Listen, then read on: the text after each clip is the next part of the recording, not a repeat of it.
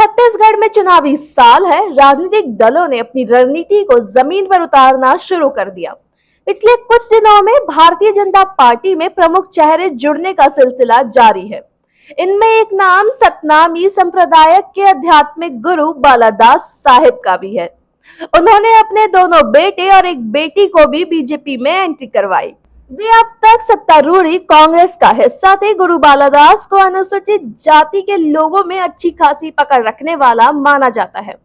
ऐसा कहा जा रहा है कि चुनाव से पहले आध्यात्मिक गुरु के पाला बदलने से कांग्रेस की मुश्किलें बढ़ सकती है और चुनावी संक्रमण भी प्रभावित हो सकता है।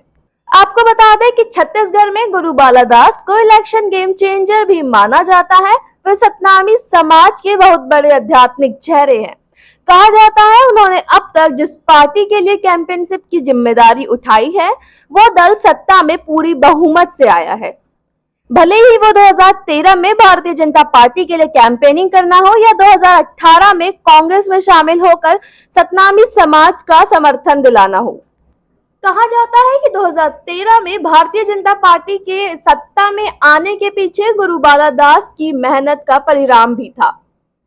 हालांकि 2018 के चुनाव से पहले वे बीजेपी से नाराज हो गए थे और कांग्रेस में शामिल हो गए थे, लेकिन अब 2023 के चुनाव से ठीक 3 महीने पहले उन्होंने बीजेपी में वापसी की है।